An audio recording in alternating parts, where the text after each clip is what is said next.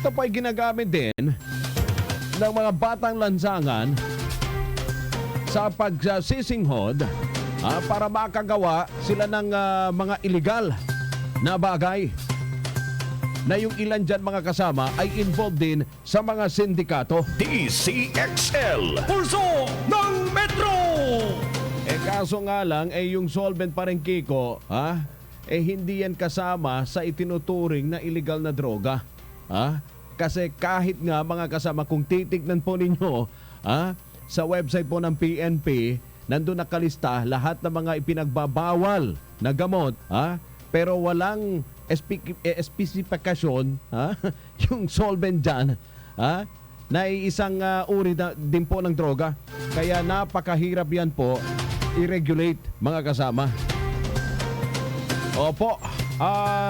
Sa may San Juan naman, yung San Juan PNP, abay meron po silang inilunsad dyan, yung tinatawag po nilang Pajak Patrol. Aba, kakaiba to Pajak Patrol. Bakit naman naisipan nila itong gawin, yung Pajak Patrol? Ito ba ay pupwedeng habulin yung mga riding in tandem? Siyempre, riding in tandem nakamotor. O yung mga hold-upper na naka-SUV? O mas mabilis pa yung sasakyan kaysa dito sa mga dipajag? Aber, mga kasama, alamin natin ang kompletong detalye. Kasama si Dzxl Radyoman Rey Mamogay. Ray! Radyoman Rey, pwede habulin. Pwede habulin ng bala. Bala? Oo. Pero kung nasa ano sila, sidecar, di ba, pedicab, paano nila makakahabol kung napakabilis na yun? Pwede nga araw nilang habulin nila ng bala. Bala na lang yan, sabi ng pulis. Hindi, joke lang. No. Bakit pedicab? Patrol? Bisikleta ito actually. Yung, ito nga. Bisikleta, single bike. Bisikleta. Akala ko pedicab. Bisikleta. Bisikleta. Oo nga, ito ay inilunsad ngayon ng San Juan Radyoman Road, itong Pajak Patrolya. Yung Pajak Patrolya, ito isang quick response in the neighborhood program ng San Juan PNP, kung saan gamit ang mga bisikleta mas mabilis daw na makakapagresponde at makakapagpatrolya ang mga pulis sa buong lungsod anumang oras nang hindi na iipit sa traffic. Kaya ayon dito kay San Juan Police Chief Colonel Ariel Pulo, 30 police officers ang sasakay ng bisikleta para sabay-sabay na magpatrolya sa San Juan, particular sa may Green Hills Business District. At yung 39 na mga bisikleta ito ibigay naman ng Hypro Construction and Development Corporation na malaking tulong daw sa pagtupad ng kanilang trabaho dahil maging yung mga lugar na hindi kayang pasukin ng mga four-wheeled vehicle ay kayang pasukin ng mga nakabisikletang pulis. At batay nga dito kay Colonel Fulo, sa ngayon maayos yung peace and order situation dyan sa San Juan at pinagmalaki niya na kada araw, 2 krimen lamang daw yung naitatala nila dyan sa San Juan. At anong krimen naman yan? Anong klase ng krimen? Anong klase? Baka hindi naman sinabi.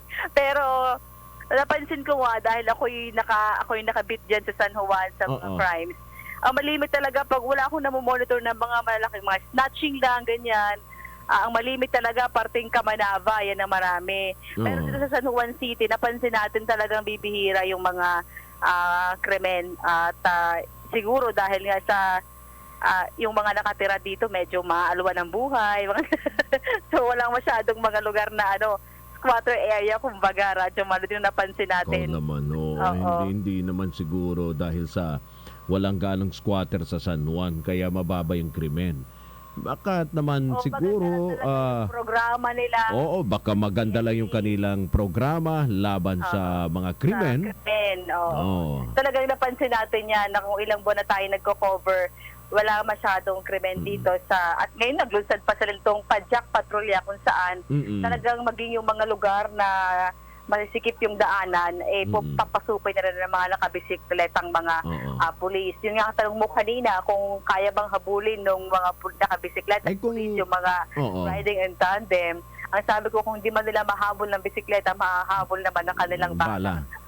Bala. Pero ano yan siguro dun sa mga iskinita sila gagamitin yan, papasok para sa pagpapatrolya. Kasi hindi naman po pwedeng gamitin yung kanilang mobile, di ba? Sa mga maliliit na eskinita. Pero siguro, gamit itong mga bisikleta. Yung programang ito, Radyo Man Road, huwag lang sana sa San Juan City, no? Maging sa ibang mga syudad dito sa Metro. Hindi, Rhea. Mayroon din akong mga nakikitang mga pulis na umiikot na ang kanilang gamit ay bisikleta. Dyan din sa Makati. Hindi sa Makati. Dati di ba dyan sa may Manila area. Rojas Boulevard, Manila area. Dati mayroon akong mga nakikitang pulis na nakabisikleta Mayroon pa nga yung, alam mo yun, yung, ang tawag nito, yung parang, parang, yung high-tech, yung itsura. Yung mga mountain bike na mga ganon. Sobrang gagandang mga bisikleta. Ganun ba kasi, Radyo Marod? Mga sobrang gagandang bisikleta. Mga mountain bike. Hindi. Anong tawag doon? Naging uso din yun Yung parang siya, nababalanse. Tapos niya, basta medyo high-tech yung dala-dala nila na klase ng sasakyan. Habang umiikot-ikot sa mga, pero sa mga parke naman yun, Ray. Nakikita ko sa mga park, hindi naman sa mga barangay. Sa barangay maganda yan, yung mga bisikleta kasi talagang mapapasok at mapapasukan nila yung mga maliliit na eskinita dyan Tama, So yun talaga yung purpose nitong LGU ng San Juan. Maging yung mga eskinita ay mapasok din ng mga pulis. Kasi malimit doon naman nagtutumpok-tumpok, yung mga nagsusugal, bawal ang sugal, yung mga mga bawal. So napapasok yan sa mga eskinita at yun ang dapat nahulihin ng mga pulis. Kaya 30 na mga bagong bisikleta ang ginagamit o gagamitin. Mula pa nung Monday, ginagamit na ng San Juan PNP para mag-ikot nga dito sa lungsod ng San Juan. Ray, okay? May magandang balita daw sa Sabado. Anong magandang balita? Basta check na lang.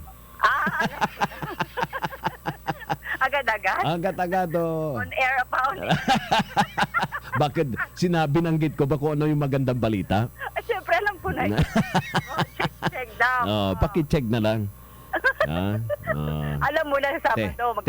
Thank you sa ating mga bossing sa Aremen. Oo nga, thank you. Kay Boss Rico at kay Ma'am Eric at kay Sir Eric. Opo. Ayan, okay. So yan ang ating report mula pa rin dito sa San Juan City. Radyo Manchete, Rhea Mamogay, Tatak RMN, Dzxl 558. Dzxl, Pulso ng Metro! Maraming salamat, Excel Radyo Man. 7 Rhea Mamogay. Kaugnay mga kasama dun. Akala ko yung Pajak Patrol, pedicab. Hindi pala. Bisikleta, ang dami naman mga lungsod, di ba? Na may mga ganong klaseng kasi ng mode of tawag nila ba dyan? Klase ng sasakyan na ginagamit sa pagpapatrolya mga kasama bisikleta kasi nagagamit nga yan sa mga iskinita sa pag-iikot nila sa pagpapatrol. Well, that's good. At least nakikita natin yung mga paraan, di ba? Parang Kiko, mga hagbang ng iba't ibang mga stasyon ng pulisya sa bawat lungsod para mga kasama mabigyan ng agarang solusyon sa problema ng krimen. Especially ngayon, nasa bare months na po tayo, sinasabi nga, pag ganitong mga panahon mga kasama, tumataas daw yung krimen. Pero sabi naman ng pulis, hindi, kaya namin yung i-maintain posible isa na yan sa mga ginagawa po nila ngayon, mga hagbang, para nang sa ganon, hindi po talaga tataas ng bagyan, yung kaso ng krimen tuwing sumasapit ang buwan ng bare months. Kasi lahat doon nangangailangan ng pera Kaya tumataas din yung krimen, kaso ng krimen mga kasama. Anyway, 23 minutos makalipas ang alas 6 na magandang gabi. Balikan natin mga kasama yung pinag-uusapan nga natin tungkol sa plano ni Yorme Isko Moreno dyan sa Maynila na ipagbawal yung pagtitinda, pagbebenta mga kasama ng solvent. Kasi kung mahuhuli daw mga kasama, kasi may balak pong puntahan ni Mayor Isko lahat ng tindahan, medical o hardware store. Opo. At kung sakasakali daw, kung meron na po siyang inilabas na order at meron pa rin po siyang nahuling mga tindahan na nagbebenta mga kasama ng nasabing substance, abay ituturing daw na regular na pusher. Nako, pag sinasabi mong pusher, sa batas mga kasama, nako napaka, ano po rito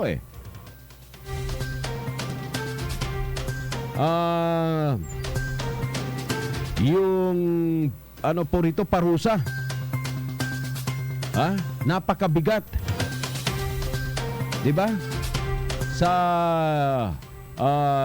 Comprehensive Dangerous Drugs na Batas Act. Mataas po yung parusa diyan. Pag sinabi mong pusher, kaya sinasabi nga nila jail the pusher, save the user. Kung ganun po ang sinasabi ni Mayor Isko, ewan ko lang din kung paano niya ituturing na pusher na sinasabi ka natin mga kasama, yung solvent, kaya nga lantaran po yung binibenta sa iba't ibang mga tindahan because hindi pa naman kinoconsider na isa po yung klase ng droga. Pero kung may ordinansa mga kasama, yung bawat lungsod po pwede naman nilang gawin yan. Sa ordinansa. Kasi dati, parang Kiko, ang ginawa dyan ng ibang mga lungsod sa mga solvent, hindi po pwedeng bumili ang mga menor de edad ng solvent. Yan ay para mabigyan ng solusyon mga kasama dito sa problema ng mga batang langsangan na humihit-hit ng solvent para po sila'y makagawa ng mga illegal na bagay gaya ng pangi-snatch, pagnanakaw. Pero ang nangyari, ang bumibili rito yung mga yung mga matatanda na siyang nag-aalaga ang tawag nito, kumbaga parang sindikato nang humahawag rito sa mga bata. Anyway, mga kasama, diretso muna tayo sa press conference. May press conference daw pong ating Pangulo na si Pangulong Rodrigo Duterte at ating pong, nandyan na ba? Pwede na nating ipasok? Okay, pakinggan ho natin mga kasama ang live press conference ni Pangulong Rodrigo Duterte. My orders are one, that I am demanding the resignation of Weldon immediately. Second, that I am calling for an investigation to be handled by the Ombudsman. Anyway, the records are there, very clear. The law is plastered all around, and it's just a matter of an interpretation, which to me really is quite equivocal. Can be the subject of so many misleading construction of the sections that are at odds apparently dito sa section 1 of the law, itong sa good conduct na batas, and section 1 and section 3. Apparently, this was a law in 2014, and they decided to make it operative, I would say, maybe in 2015. Thinking ko lang, because you have to publish the laws and everything. From my experience as a president, these are the lag time that it would take for a law to be implemented. So one is that Faildon has to go because Faildon disobeyed my order. But the night before, on 21st, I think, of August, tinawagan ako ni ni Senator Bongo. Sabi niya, there's an offing problem. What is it? That itong apparently, it was found out because high profile kasi ang mga na-release, Sanchez and of course yung Sachong. I'd like to address myself also to yung naiwan, those relatives who are grieving until now. Ma'am, Mrs. Chong, because he said, ano ba itong batas mo? Hindi ko po batas yan. And it was implemented not during my time. It was started. And it went on without really a clear-cut policy or direction, even on the law itself. Kung sino ang magperma or who will grant with finality yung those who are enjoying their liberty now. Walang sino ni nagsabi magpunta doon sa Secretary of Justice, neither Office of the President. We didn't even know that there were already releases under the law because everybody was presuming to be the correct interpretation. And it started apparently way back in at least 2015, I would say. 16, tapos ako na yung president. So nandyan yung batas. With Faildon out, I am ordering all who has had the opportunity to be in that committee, all of them are with the Bucor, to report to me and to the Secretary of Justice. In the meantime, I will not suspend them, but they will be investigated. Diretso na ito sa Ombudsman. There's already a prima facie case. There's an admission that they will remiss in their duties. But that's as a former prosecutor, tama na yun. That would establish the prima facie. Then I would address myself, yung lahat na kulong at na-release sa batas na ito, 1,700 of you surrender and have yourself registered with the Bucor. I will give you 15 days liberty, provided you make yourself available any time that you will be called for investigation to have a recomputation, or if there's an investigation of corruption, that you cooperate fully. If you do not, then beginning at this hour, you are a fugitive from justice. And that you'll be treated as a criminal who is evading the law, and, well, you know, things can go wrong. If I were you, mag-surrender na kayo to the nearest police or military detachment, wherever you are now, because I do not need to have a warrant. I will just order them, and I take full responsibility for this. And all consequences connected with this decision will be mine and mine alone. I am ready to be investigated, and I'm ready for an impeachment, and I'm ready to resign if warranted. But that is my decision, and that is mine and mine alone. So anybody acting upon my orders will be treated as exercising good faith. Now, there is a law as related to us in the cabinet meeting by Secretary Guevara, that when you are released based on a wrongful interpretation or a faulty construction of the law, you can be arrested anytime because you have to serve your sentence fully, as the order is null and void. there is an hiatus there. Kung sino talaga ang magpirma. So I'm taking over all the investigations and delegate it to the Secretary of Justice. Lahat ng anong committee, whether it's board pardon or anything, it will pass to a committee. I know that it is an added burden to the already overworked prosecutors and employees.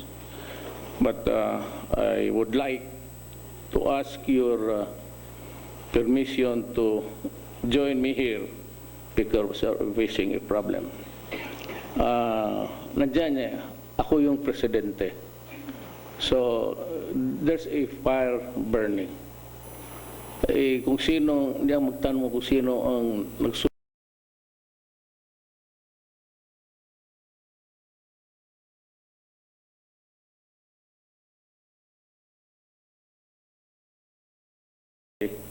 and the best way to do it is really for the ombudsman to take over. As I said, no need for affidavits because the records will show,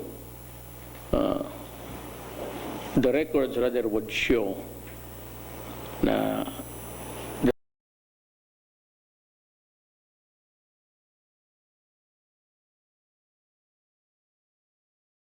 of yung 1,700, including yung nagpatay sa Chong sisters, pati yung sa Sanchez. Yun ang mga high profile na galit ng tao. Galit ako pero gusto ko silang patayin. Kaya lang, wala namang opportunity. But given, I will execute them, no problem. Kasi matter of fact, I can take their place inside the munting lupa. Kaya kayo mag-surrender kayo, putang ina, bantay kayo.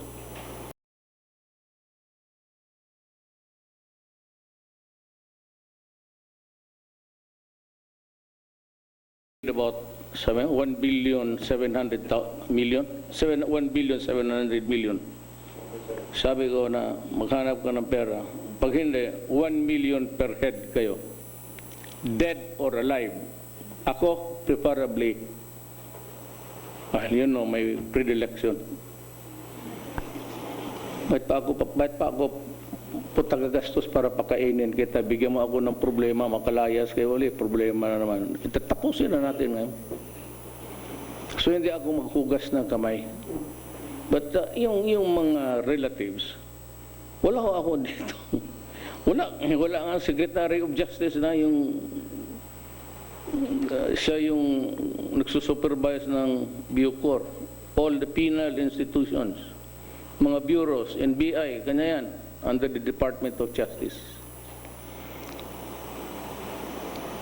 So ito, re-arrest for all and the military and the police to, in maybe 3 days, I will decide if I put up the sabi ni Dominguez, magnakaw para siya ng pera. Wala niya, mahirap naman 1 billion hanapin niyo. I place 1 billion per head. 1 million rather per head. Dead or alive. Kung mamatay ka, medyo makamura tayo kasi hindi tayo papakainin.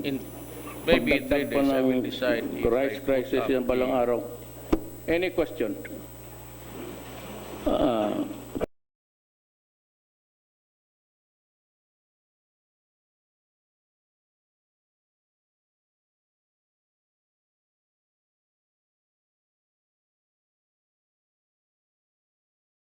I said, I'm not his, I know him.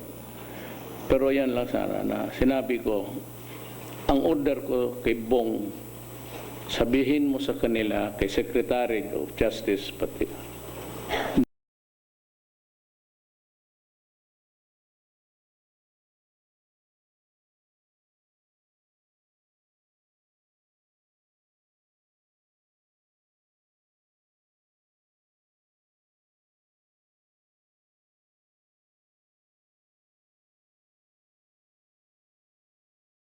because Ang una niyan, maski idiretso mo sa akin, pupunta talaga yan sa Secretary of Justice. Idiretso mo man yan, I have to refer it to the Secretary of Justice. Then he will make his findings and refer the matter to the Executive Secretary. And the Executive Secretary will make the final recommendation to me. Yung ginawa ni Panelo, it is not his fault that he was lawyering yan eh.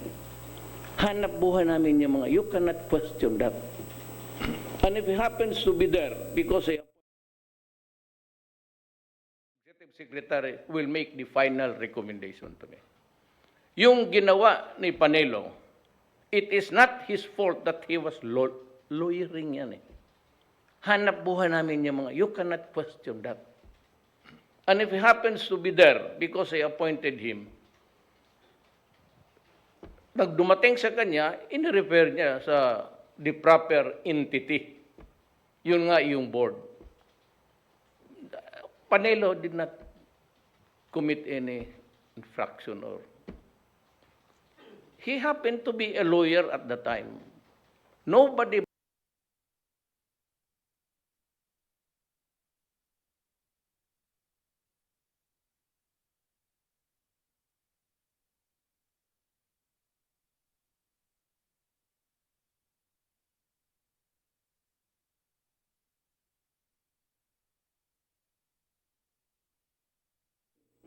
sa cellphone, babae, marami, kausap. Yung mga fans ko.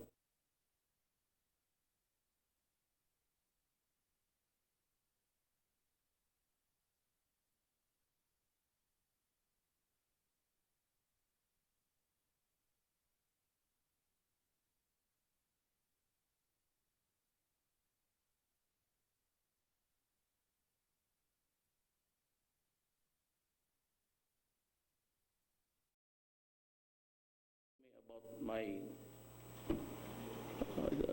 duty as president. Magtanong kayo. And for this, sabi ko, I'm ready to be impeached. I'm ready to resign if warranted. And kung may mamatay dyan, ayaw mag-surrender, maybe I should also go to prison. And I will have my computation done properly at the time of my release. So, sir, what is the liability of file doon po? Alam mo, kung sinunod lang niya ako, wala nang problema. Sabi niya na tumawag si Bong upon orders of the President. Kasi bakit si Bong? Bakit si Senator Bongo? Kasi of my release. So, sir, what is the liability of file doon po? Alam mo, kung sinunod lang niya ako, wala nang problema. Sabi niya na tumawag si Bong upon orders of the President. Kasi bakit si Bong? Bakit si Senator Bongo? Kasi siya ang nakakilala sa lahat. Alam ko siya yung tao na mautusan ko yung gabi na yon. Alang-alang gisingin ko si, I do not do that. I said, I do not. I just say, bukas na or tawagan mo ngayon. Sabihin mo, no releases. No release or releases until further notice by higher up. O baka sabihin ninyo, naghuhugas ako ng kamay, kung mamili ako kung sino ko ipahid dyan. No. Again, procedure yan. Kanino man mag-report ka sa akin, kagaya nangyari yung sa barko. Nag-complain yung Koreano kasi sabi ko, lahat kayo about corruption, pumunta kayo dito. He was complaining that the ship was ready to be delivered and no delivery was requested or ordered. And said, when do we get paid? Sabi ko kay Bong, and si Delvin naman, Hi, sir. kumusta ka ma'am? Good evening po. Wala ka naman siguro problema sa, hindi ka ba nahuli?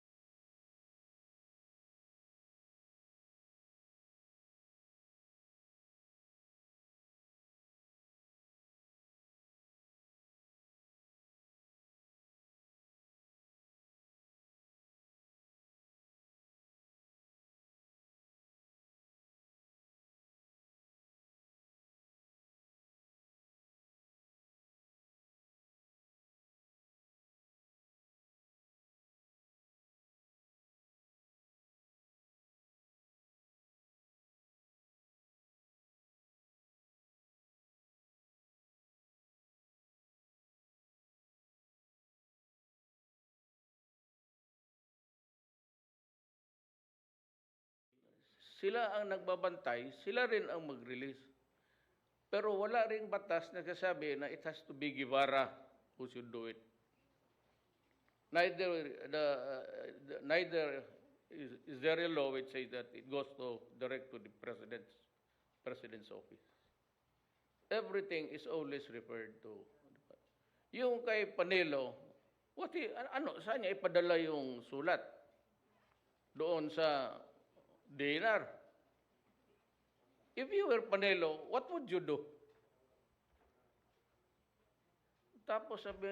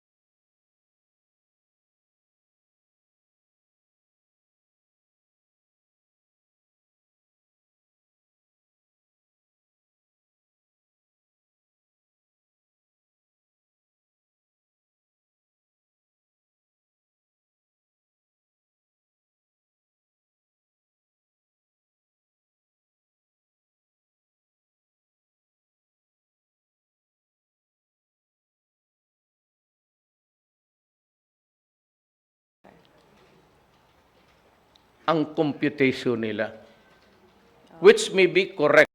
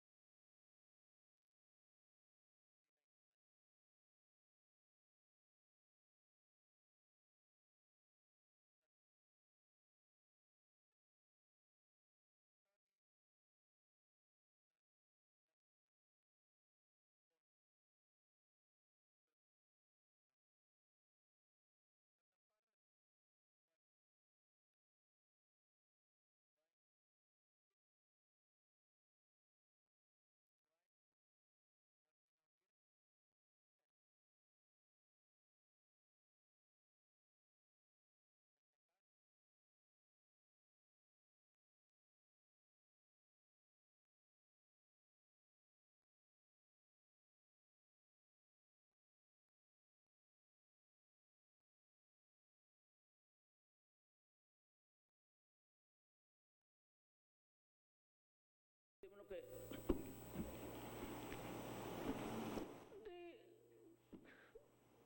Nandiyo na. Multiple murder, complex crime pa. It was kidnapping accompanied by rape. It's a very serious offense. A robbery with rape is a very serious offense. Illegal detention, then you kill him. Kidnapping with ransom. That is kidnapping a child. Kaya kayong mga well, in my city, this is old woman, yung yaya, kinidnap niya. Good, we were able to catch her sa Pagadiana kasi alam ko taga roon sila. We were waiting for them pagbaba nila sa truck. Pero I think she was 70. Ako mismo ang unforgiving ako sa mga ganun, lalo na yung kidnapping bata, babae. Wala akong, I have to admit it publicly. Anything can go wrong there. Pag maabot ang gina, totoo yan. Pero wala pa naman, hindi pa nangyari. Ang problema, ang human rights, sinabi niya. Pero kung maabutan kita ganon, maybe lang yan. Pero ewan ko. Sabi ni Trillanes, nagpatingin naman ako ng doktor, okay man daw. Mainit lang ang ulo mo, pati ang bunganga mo, swayward. Pero sabi, yung who suggested you to see me, Trillanes, ayun ang dapat. Siya papuntahin mo dito. Sir, with this development, so ipupush niyo po ba yung reimposition ng death penalty? Yes, I've been insisting on that. Or would you rather na patayin kita? Kung hindi kita makuha sa kung hindi, if you are not put in a place where you can no longer harm anybody, isalvage kita. Punta ka na lang sa korte. At least electric chair doon. Or maybe death by hanging. Mas mura eh. Thank you, Yan ang Mr. prangka ko. Yung mga human rights, death penalty. Patayin hatmat doon, pare. Ang gusto niyo, patayin ko o sundin mo lang yung batas. Allow the law to take its course. Ganito yan eh. Sa Davao noon, yung mga durugista, ang ginagawa. Twice, ang anak nila pinikturan sa Ateneo di Davao. Ang mga bata, nandoon yon. Tapos pinadala nila doon sa tatay na pulis. May isa naman, yung asawa, teacher, elementary teacher dyan sa City of Davao. Kaya na piniktura nila, nagsasakay ng jeep. Ikaw ngayon ang pulis, anong gawin mo? Dito, ganun rin. So yun ang mga pulis, wala man kaming pera. Yung iba, nakapunta ng Amerika, nandoon sila, kami wala kaming koneksyon. Papaano to? Pag ginawa mo yan, you are signing your own death warrant. Sabi ko, give society a relief, a chance also na to sanction yan eh. Ako dito ako sa classic theory. You pay retribution. Dito sa positivist, they can be rehabilitated, they should be released, they should be joined. Marami na ako nakita eh, especially mga rapists, yung nagmumulis ng ilang taon ma-release. Pag na-release lang, putay na kaya. Wala pa isang linggo, may bata nang namatay. Sabihin mo sino? Yung dating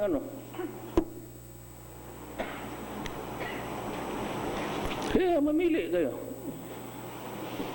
Yan ang istorya dyan. So kayo mga, wala talaga ako. Ako pa sa inyo mag-surrender kayo. O, gusto ninyong mamatay. Dalawa lang. Ace Romero, and last question, Henry Uri. Mayor, balikan ko lang si Captain Faeldon. Have you completely lost your trust and confidence in Faeldon? That is a matter between me and Faeldon. Okay. Sabihin, you ask Faeldon after we talk. Okay. He will talk to me. As a matter of fact, he wanted to talk to me. According to Senator Goa, I said no. I do not talk. Wala akong history na makipag-usap kasi dati akong prosecutor. Noon pa lang, huwag kang magpunta sa opisina ko. If you visit me, the case will be filed. Magpadala ka sa akin ng mga regalo ko. Ngayon, yung hapon na yun, the case is filed. You answer the judge. Do not shit with me. Ano yun ninyo, you can go back in time and ask people. Pagka kinausap mo ako, as I said, di ba, presidente ako, kung may maglapit sa inyo, anak ko, o yung mga relatives ko, consider anuman ang hiningi, denied. Kaya kayong mga opisyal, putang ina, hindi ko nasabihin sa inyo ulit, deny. Natural man lang yan, magkapikiusap ko, yung legal, but still, it would not look nice. And always, suspect talaga yan na money talk. So, they go to your son, they go to your daughter. Kaya sabi ko na, when any of my relatives, whether it is really extra legal, exceedingly legal, consider it denied. Yan ang pakiusap ko sa lahat sa mga gobyerno. So hindi ko na kailangan ulitin itong putang inang salitang to. Noon pa, bago pa akong presidente, deny. Sabihin ninyo, sabi ng tatay mo, sabi ng tiyuhin mo, huwag ka nang bumalik dito. Di ba sinabi ko na yan? Hindi ako nag-uusap. Unfiled doon. Kasi itong si Sal.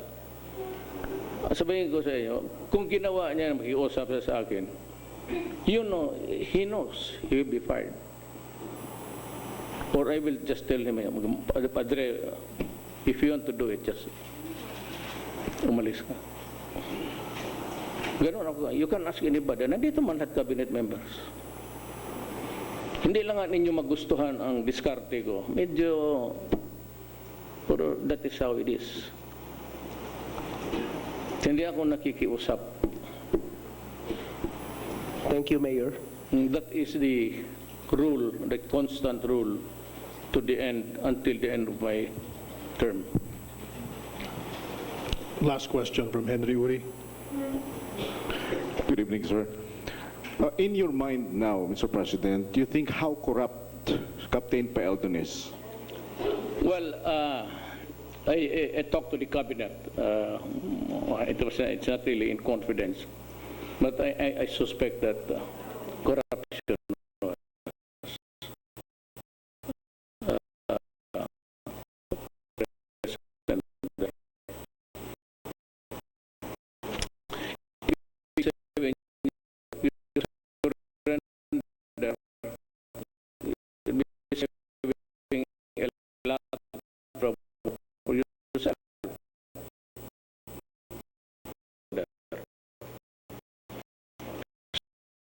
you are in good faith, but make yourself available for investigation because something's wrong here and it has to be corrected.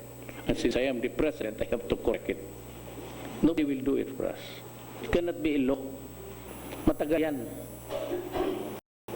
And the Supreme Court, of course, it's the final arbiter. Pag sinabi ng Supreme Court nga huminto hinto ako. Pero if there is no action, then people would like to think that the President should do something. Else, sabihin nila, kali itong gago na ito, bakit lang ginagawa? Simple as that. So you have... O you cover, kinokpote niya ang mga tao niya pagkakamali. Marami na akong mga abogado na naging cabinet member. Sabi nila, bakit maraming general sa ano? Eh, lahat naman ng abogado, wala tumatino naman itong general ko. So clarification. Ang maraming na puro abogado, halos. Yan ang totoo. Apo. So just saying that I am partial to the... No, I'm not. Sabi ng papalakas ako sa military, why would I do it? I was elected by the people, not by the military or the police. But ang ano because they are structural and they are trained really to obey.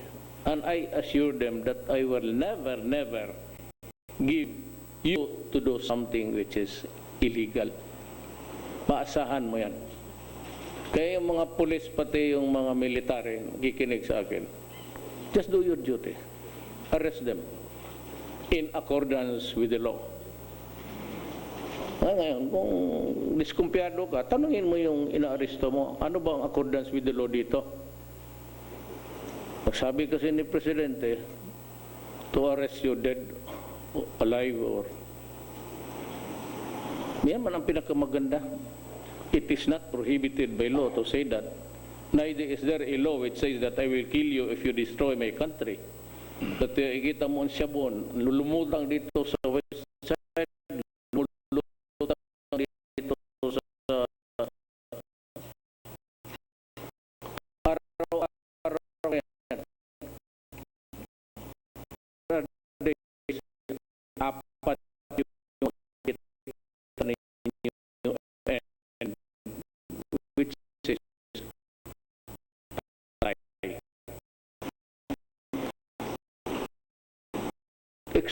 tanggol, sabi nila, marami na, hundreds of police have already died.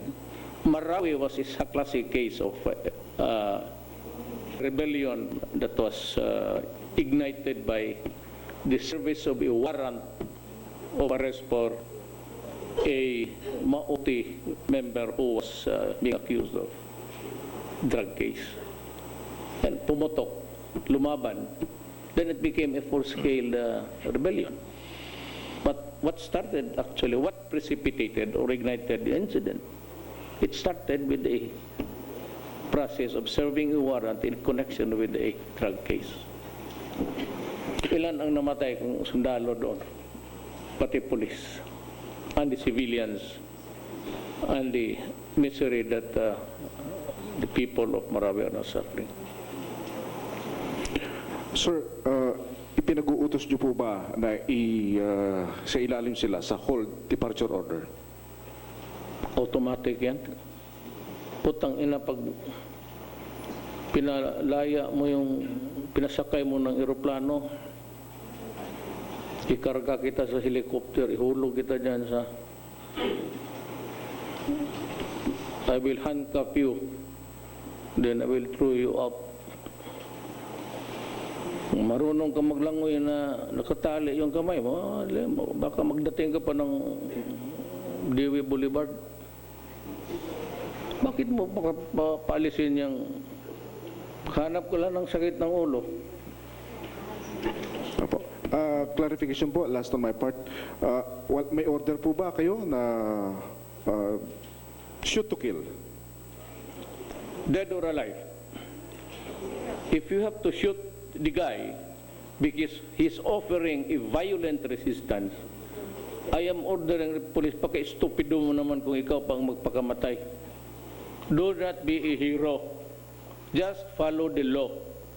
Only if your life is in danger are you allowed, or you will be justified in taking the life of another person.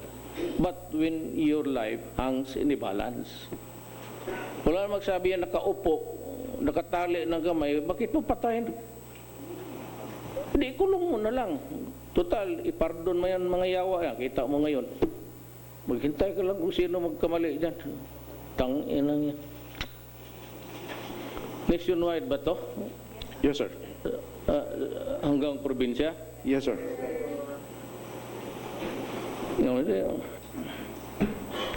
Yung mga may-ari ng punerarya, matulong kayo, negosyo ninyo yan eh.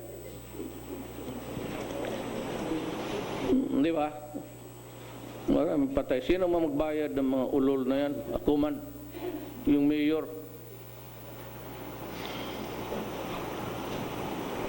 Kaya ako, sinasabi ko lang, I do not talk needlessly.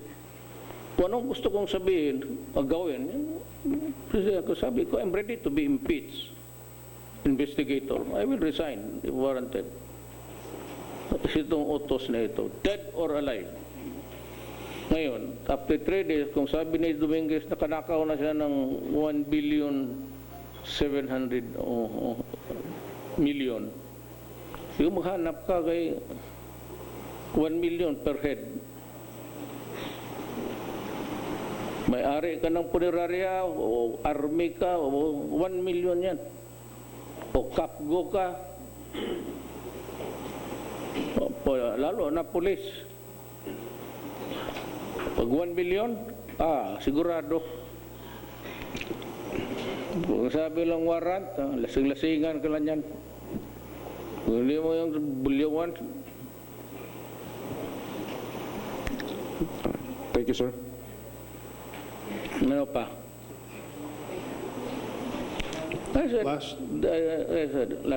Last. Pia. Ma'am, ikaw na ma'am. Kanina pa ako naghintay sa iyo. Hi, sir. Sir, you mentioned that you are not faulting Palace spokesman Salvador Panelo for referring the... For doing the right thing. Okay. I cannot sanction anybody here. Especially a lawyer. I know, alam ko, lawyering yan. And if you happen to be sitting as a natural, maghanap talaga ng tulong yan sa'yo. Paano ba to? But kung sabihin niya, siya mismo maglapit, magbulong-bulong dito, walang gumagawa sa akin yan sa kabinete. Walang, ba't all ang ano sa akin si ES. Yan yung maglapit na magsabi, ito yung problema, ito yung solusyon. Sabi niya, patayin lang natin. Sabi ko, sige, utos mong kaya yan. Biro lang yan. So, sir, If at all, kung may magbulong sa akin, may problema si ES lang. so yung ginawa po ni Secretary Panelo, meeting with the family of Sanchez, referring their application for executive clemency to the Board of Pardons and Parole, you consider that as lawyering or doing that in performance of his duty That as... is the consequence of lawyering. Hanap buhay namin yan. Na mag-abogado kami noon, may kaso, then he happens to be the lawyer na ngayon naging secretary. Wala mang masama niya maghingi ng tulong sa iyo. Marami akong ganun. Kung gusto mo mag-ano ka, but do it in public. If you have something to say, sabi ko, you call the media. You state your case and I will answer you. Ganun ako. So you don't see that, sir, as a conflict of interest considering that he's your spokesperson? Because he has no decision at all. Why is there a conflict of interest when he is not called upon to decide? Eh, kung sabihin naghingi lang tulong, kasi abogado sa noon, ano ba masama niyan?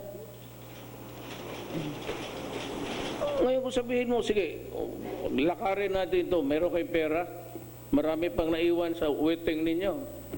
But Panelo is not that kind of guy. Kaya sabi ko, I can vouch for his character.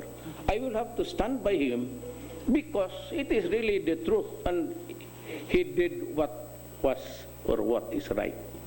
Pag dumating sa iyo, doon mo iyo. Kung pagka-DNR, doon yan. Pagka it comes about injustice, ganon, extrajudicial killing, you go to the human rights or to Secretary Guevara. Thank you, sir. Thank you, Mr. President.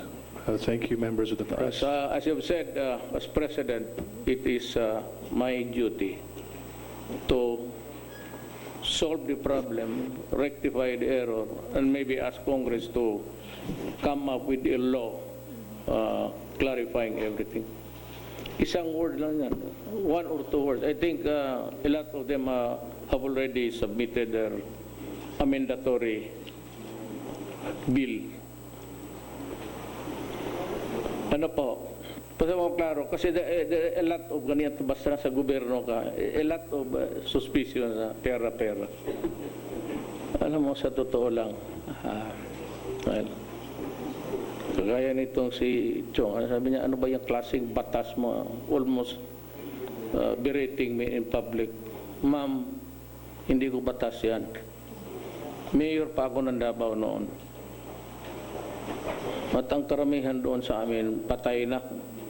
Hindi na umabot dyan sa munting lupa. Sa totoo lang.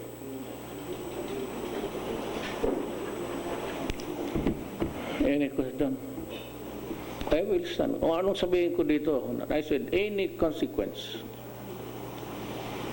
whether it's really good or bad for anybody or for all, I have this duty to do. Find out the truth, sino man. But at this time, there's that order to the PNP and to the military. Right now, they start to work on it. I made the announcement. Kaya sabi ko, is this talk of ours viewed by the entire Republic of the Philippines?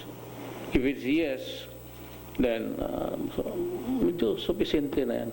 And it will be carried in the newspaper anyhow. Pero hindi tayo pwede dito maghintay ng amendatory law tapos the Supreme Court.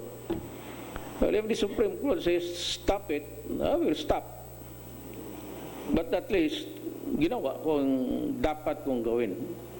Whether right or wrong, I am ready for the consequences. And with that, I would say, salamat po sa inyong participation. For the longest time, hindi tayo nag-usap. Is there anybody here who would have tried to talk about any other matter, even not connected with the mga chismis dyan? No connection at all with the lahat na mga skandalo, babae, kung ano. Mr. President, yung problema lamang po ng mga magsasaka na dumadaing sila na masyado nang mababa ang presyo ng palay from 21 to 7 pesos na ngayon per kilo. So, ayon po ito sa mga magsasaka ng Northern Luzon, especially Pangasinan and Nueva Ecija. At ang sinisisi po nila ay yung pagkapasa po ng rice tariffication law. Ano po ang inyong reaction doon, Mr. President? You know, in a democracy, officials are elected. And their duty is to do for the greatest good for the greatest number. You have seen people going wild, others hungry, because there is no rice.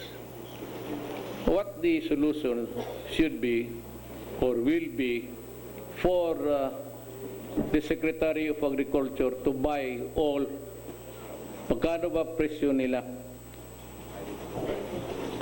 Magkano presyo nila, bilihan natin. Lugi, lugi talaga. Are we wasting money? No. We're wasting an industry. We are not wasting an industry. We are helping an industry. So, malugi tayo. Di malugi.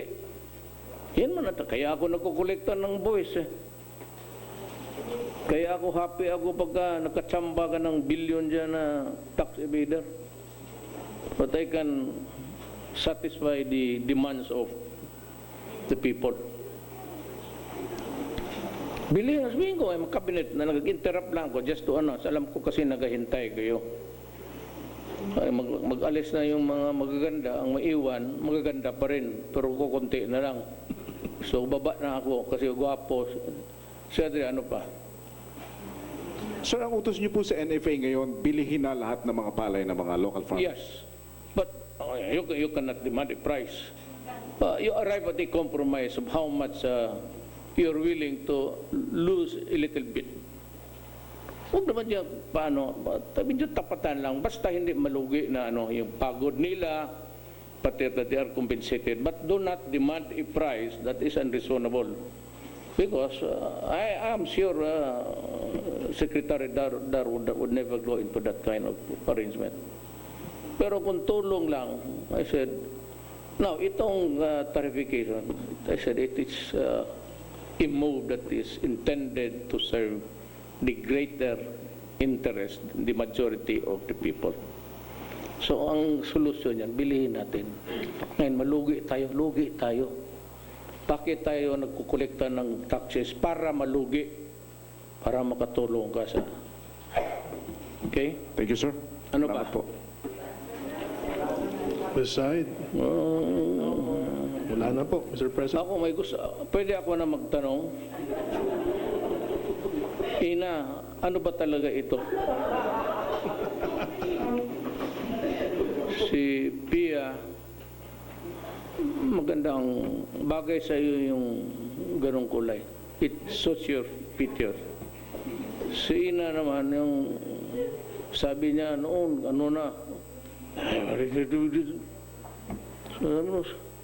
ano ba talaga ito? Ireklamo mo yung ibig sabihin na yan.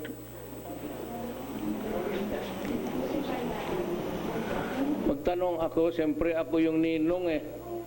My God. Ano ba? Gusto ko Sir, nang... can I just ask a question about China? Nawala na yung pagkaninong ko. Sir, Nilalaro mo ako eh. sir, can you tell us who the members of the steering committee will be on the Philippine side? Referring, this is with regards to the joint oil exploration deal which you settled. Verily, it should be Secretary Esperon, Secretary Lorenzana, then maybe one or two, yung hindi ko natado sa about 5. So parang walang Secretary tabla. Cusi, sir, is he? Secretary Cusi? Energy. Pwede sa oil.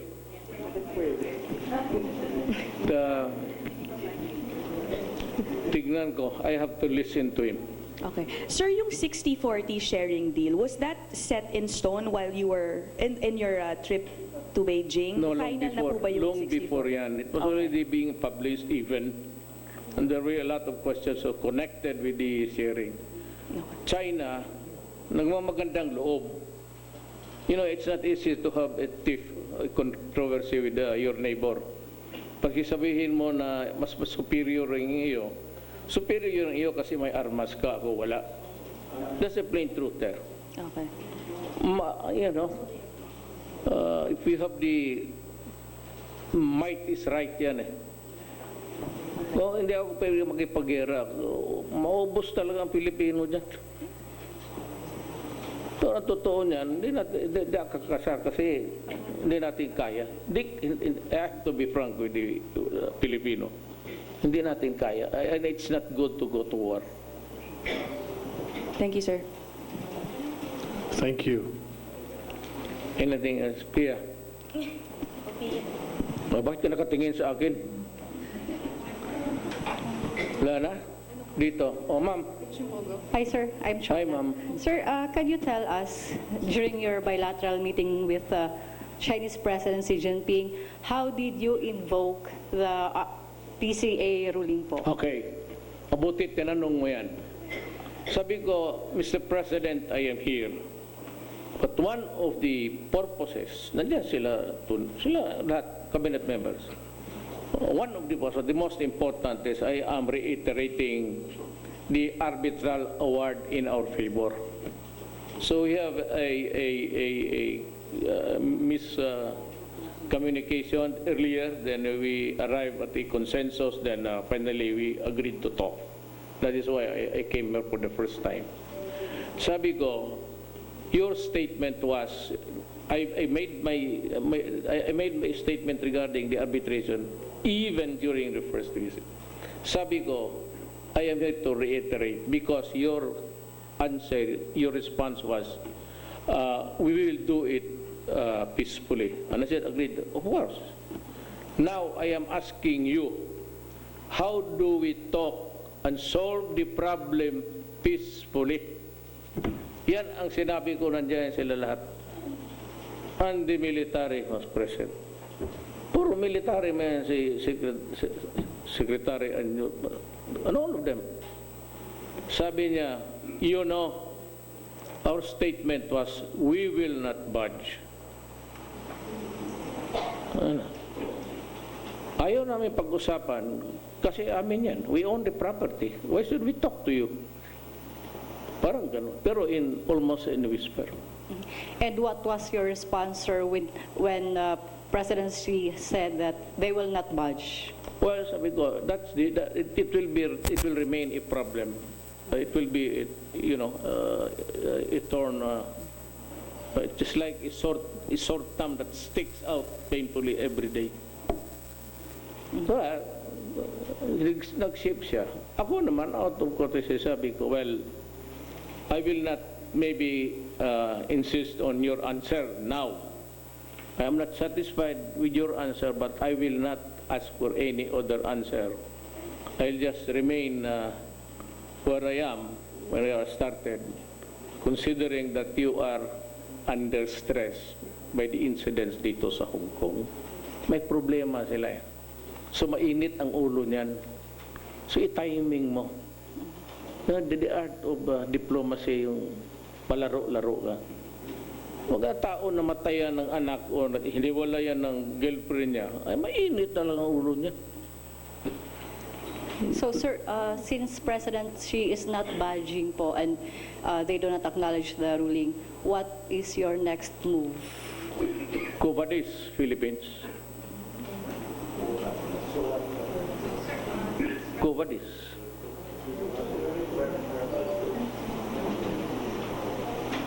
If I go to war, you must all agree with me that we will go to war. Because, it will be the end of our civilization. Yeah, just tell me. If we go to war, we go to war. If we die, we all die. If we are defeated, which is really... now, can America save us? Is America ready to go to war? Pag pinaputok ko yung isang barko dyan, the missiles would be like, it will rain on us. Is America ready to? Sabihin mo, if I go now to the Spratly Islands or whatever, maputukan ko ng, sabihin ko sa Navy, basagin mo yung isang barko nila or maritime, itong Coast Guard nila. Pag sumabog yan,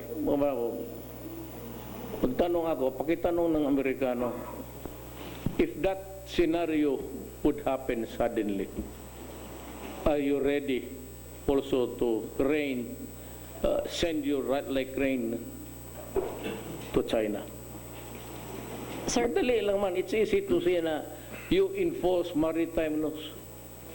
Ako ang may-ari, magpunta ka dyan sa Manila Bay tapos sabihin mo sa akin na hindi ako makapagpangisda dyan.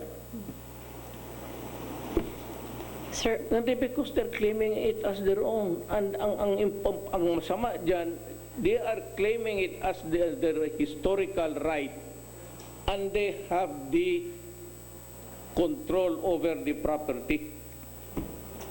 Yan ang problema natin kung makatulong kayo by suggesting, is there any other suggestion? Or have you heard of any sane solution short of going to war? With China saying, we will not budge. That was the interpretation. May interpreter. Nakikinig kami lahat. So yung niyo sa China, mamili lang kayo. So stop this nonsense about going there. That's They're all foolishness yung opposition. Ang the option is, kung atin, kunin natin. Kunin natin, but are we ready to go to war? I declare war, I'll go to Congress. I will ask their permission. I will go there. I will ask that they assemble jointly and allow me 5 minutes to talk about it. Nandyan na, sinabi na sa atin. Kayo nandyan, ewan ko if there was any member of Congress present there. When Xi Jinping said, we will not budge. So what's the next?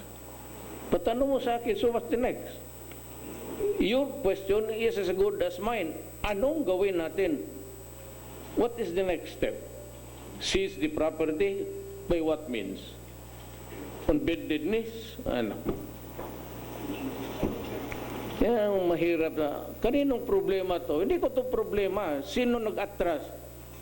Tanginang de Rosario na yan. May stand-off noon eh. O nag-abogar itong Amerika. Atras na lang. Tayo umatras, ang China hindi. May tanong ko kay President Xi Jinping, bakit hindi kayo umatras? Sabi, stupido ka pala. Propidad ko, tapos matrasin mo ako, ano ka? Sinaswerte ka? Ganun ang sagot niya. Well, hindi niya sagutin ako ng ganun. But anytime, ito gago. Pinapaalis ako sa aking swimming pool. Doon ka sa Pacific Ocean, malawak yan. Huwag dito.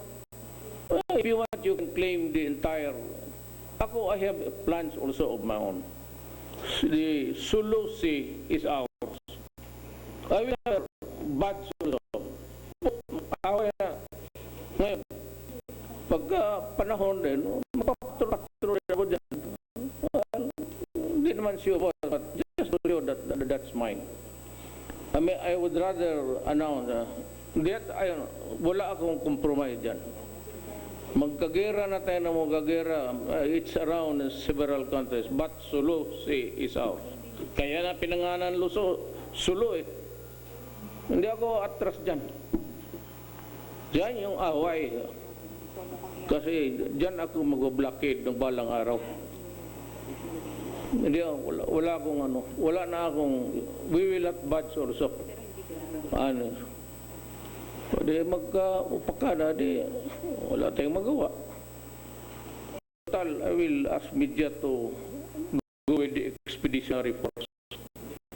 Isang tapos lang yan.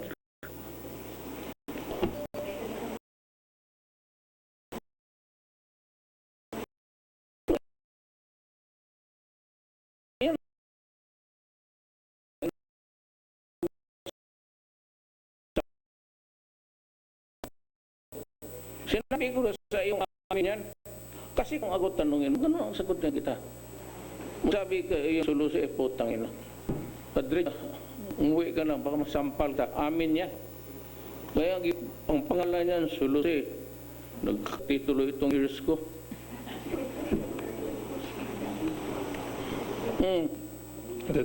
Thank you, Mr. President. Ano pa? Oo, sige. Hana. Walang matindi ka. Sir, one last. Sir, yung tungkol po sa appeal ni President Xi Jinping na total banning po ng online gaming po, ano po yung magiging position niyo sa POGO, sir? We decide on to benefit the interest of my country. Maybe out of courtesy, I listen to you. Pero I decide we need it. Maraming mawalaan ng hanap buhay. Anyway, it's government control. Pag ito namang mga yawa kayo, bantay kayo ha, kayong mga concessionaires. Pag nagkamali kayo, hindi kayo mag-remit, isang non-remittance lang, you better close. Tapos mag-usap tayo. Huwag kausapin ninyo yung, huwag ninyong mag-ooperate kayo. Itong gawin ko sa inyo, pupuntahan kita sa bahay mo at doon tayo mag-usap. Totoo yan. Baski sinong gambling road, walang pakialam kung sino ka. Ang aking backup, hindi ako Lord, but backup ako ni Lord. My God, pupuntahan kita, tapos doon sa bahay mo. Hindi ako magdala ng security. Maybe yung driver, punta ako sa'yo. Puntahan kita, sabihin ko, di ba sinabi ko ng putang ina ninyo, huwag ninyong lokohin ang gobyerno. Kaya ko kayo pinagbigyan kasi, ang inaalaala ko yung Pilipino at makakain. Wala kasi masyadong trabaho. Kung sana progress na tayo as a country, maraming trabaho, then you do not have this stupid activity of allowing gambling. But at this time, wala talaga akong magawa. Maraming nagugutom. At umiikot naman wag lang ninyong lukuhin ang gobyerno. Wag ninyo akong lukuhin. Lukuhin ninyo ibang presidente, wag ako. Pupuntahan talaga kita sa bahay mo. At sabi ko, pinagbigyan ko na kayo to not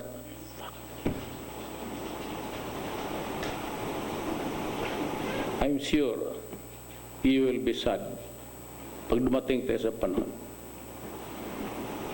Sa eleksyon ko, ko talaga, hindi ko sabihin. Pinuntahan, sabi ko, huwag ninyong takutin ang mga tao. Huwag ninyong i-terrorize. May nagkamali. Pinuntahan, on the eve of the election, sinabi ko, di ba sinabi ko sa'yo, pupuntahan kita.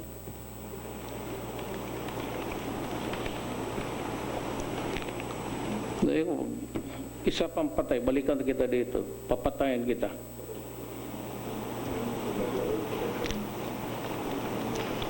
Kaya kayong mga gambling road, huwag niyo akong bigyan ng problema na sikat kayo na gambling road mo. Kaya ko, puntahan ko kayo sa bahay, harap ng pamilya mo, kukumutin ko yung mukha mo. Tapos hintayin ninyo pag hindi na ako mayor. Sige. Diyan sa Minjula. Brad, pwede natin matawag yung mga kadugo ko. Marami man kaming baril pa na iwan, hindi man nakuha ng gobyerno lahat. Mag-rebuild pa kami ni Brad ko. Yung iba, huwag mong isurrender lahat para sa kalaban natin.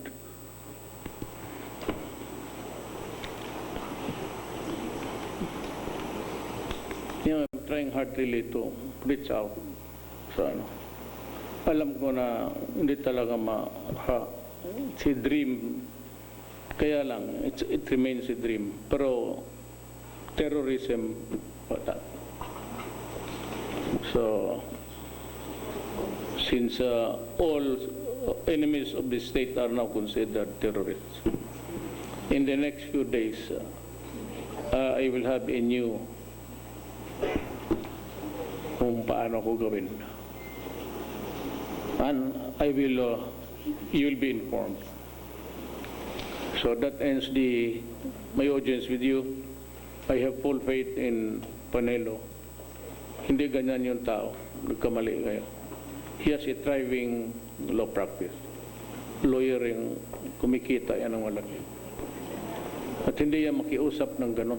Lalo na si Sanchez, magsabi ka pa na isang farmer dyan na nakapatay dahil pinagbintangan siya na nagnakaw.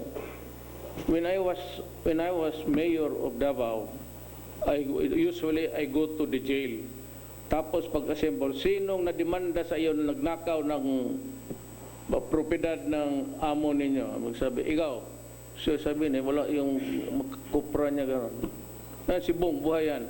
Bong, piyansahan mo. Sino pa? Ako sir, kasi nahampas ko yung anak na kasi pinapaalis na kami, wala man kaming mali. Bong, piyansahan mo. Tama na ba? Kaya yung isang problema sa ito si sekretarya nyo. Yung mga lasto, Neighborhood ano yan? Hindi yung wedding. Yung lasto lang. Uso yan. Baski saan. Lahat ng barangay may lasto. Ang huhulihin, yung mga runner na pupunta sa opisina, inuli ng pulis.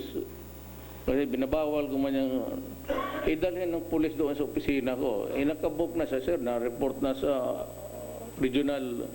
Wala na kaming magawa. Tapos, state sir, umiiyak, dala-dala yung anak. Meron dito, tapos may isa. Sabi ko, bakit ninyo hinuli yan? Sabi mo, sir, hulihin. Sabi yung mga ano dyan, paano ito ngayon? Piyansa ako. Ganon ang buhay ng laro ng Pilipino.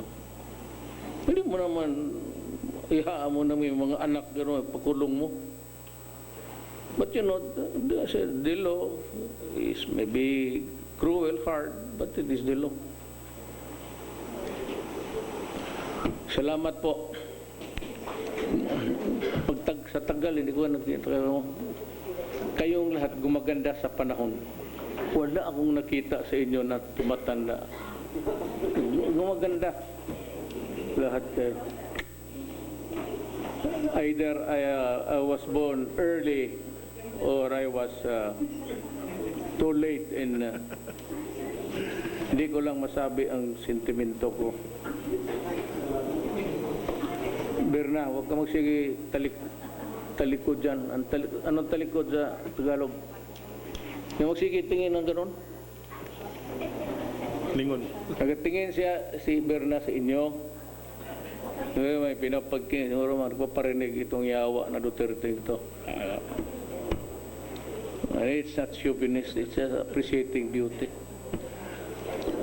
Don't ever lose the essence of life. Thank you, Mr. President. Thank you, members of the press. Dzxl Special Coverage. Time check brought to you by Minoxidil Regrow, the real hair grower of the Philippines. Now available in all leading drugstores and selected department stores nationwide. Nalulugas na ba ang buhok mo? Numinipis? Naku,